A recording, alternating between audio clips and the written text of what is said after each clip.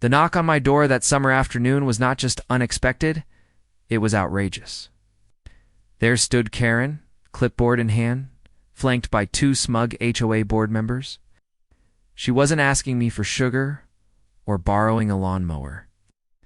She was demanding full access to my backyard pool, insisting it was community property because families in the neighborhood deserved to enjoy it.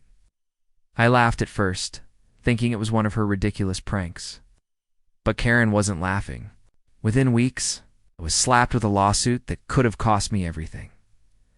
I had lived in the Willow Creek neighborhood for 6 years, in a house my late grandfather left me. It wasn't fancy, but the backyard was my pride. I had poured years into turning it into a personal retreat, outdoor kitchen, stone fire pit, and the centerpiece, a beautiful in-ground pool with a small waterfall feature. I paid for it myself. Not a dime came from the HOA, the community, fund, or any neighbor. It was my sanctuary. That summer was brutal heat waves in the triple digits. Neighbors noticed my pool more than usual, especially Karen, the self-appointed queen bee of the HOA. She had always looked for reasons to meddle grass, length, paint color, even the placement of my trash bins. But this time, she saw an opportunity. It began with Karen stopping me while I watered my lawn. "Hey, Jeff," she said with her usual forced smile. "You know, with all this heat, it'd be really nice if you opened your pool to the community. A lot of families don't have one, and it's just sitting there." I chuckled. "Karen, it's not a community pool. It's in my backyard. That's private property." Her smile vanished. "Well, the HOA bylaws state that community amenities should be shared." I raised an eyebrow. "Community amenities, yes. The pool isn't one. It's mine. Built it. I maintain it, and I pay for the water, chemicals, and electricity." She frowned but said nothing. I thought that was the end of it. I was wrong.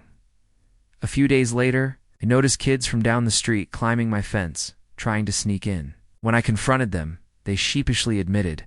Karen said we could come. She told us the pool is for everyone. That was strike one.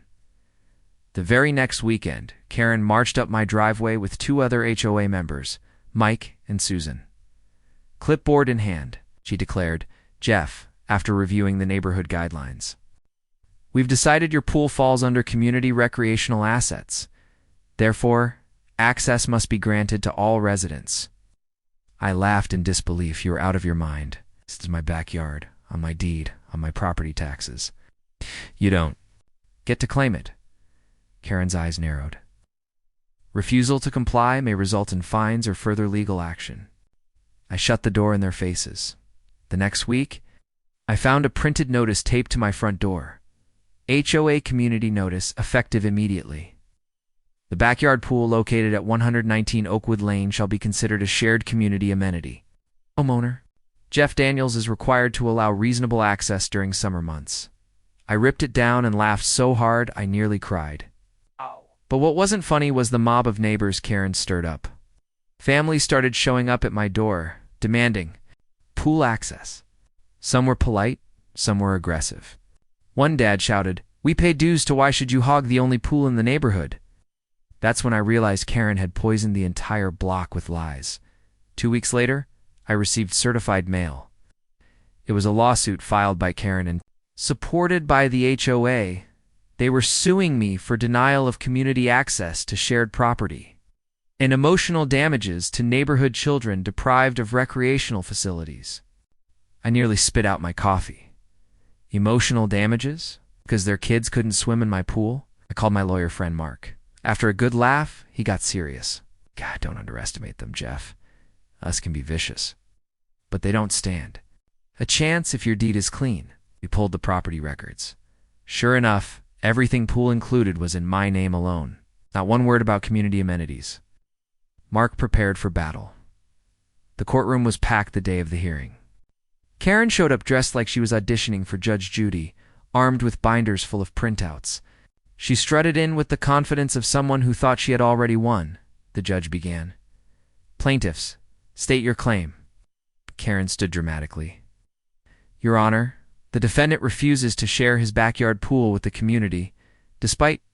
It being built within the boundaries of Willow Creek HOA, this selfish act has caused hardship and distress to families, particularly children, during a summer of extreme heat. The judge nodded politely. Do you have proof that the pool is part of HOA property? Karen flipped through her binder and held up the fake notice she had printed. See, it's a community amenity. The judge raised an eyebrow. This notice did the HOA pay for? The pool?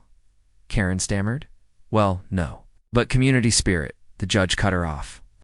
Do the bylaws specify that privately built pools are subject to community use? Karen shuffled her papers, sweating. Not exactly. But the principal, the judge turned to Mark, my lawyer. Defense. Mark calmly presented the property. Deed, tax records, and receipts for construction, all in my name.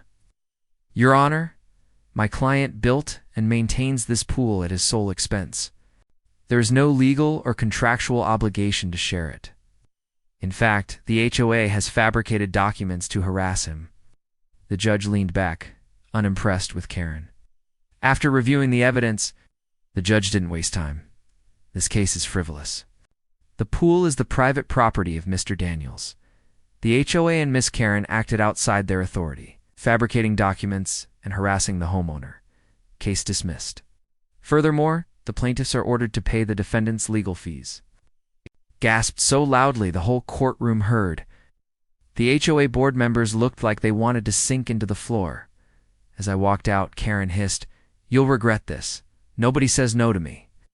I smiled. It looks like the judge just did. Word spread fast through Willow Creek. Neighbors who had once sided with Karen now turned against her. Parents who had been demanding pool time felt embarrassed. The HOA's credibility was in shambles. Karen tried to spin it, claiming the judge was biased and that I had bribed my way to victory. But people weren't buying it anymore. She had wasted thousands of HOA dollars on legal fees and dragged the community into a circus. At the next HOA meeting, the board voted to remove her as president.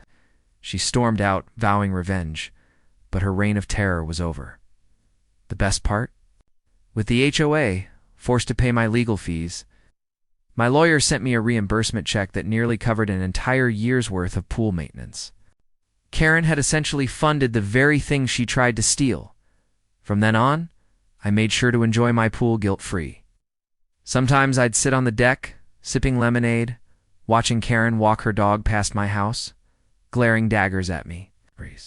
My glass in a silent toast, then dive in with a splash big enough to remind her that this paradise was mine alone. Epilogue looking back. It still amazes me how far entitlement can go. A woman actually tried to sue me for refusing to hand over my backyard pool, convinced that her word alone could rewrite property law. But in the end, truth and justice won. The pool stayed mine. Karen lost her power. I gained a legendary story to tell. Sometimes, the best revenge is simply relaxing in your own pool, while the people who tried to take it from you stew in their own bitterness. Asterisk, this story is just the beginning. There is so much more ahead. Subscribe to the channel to join me on this journey.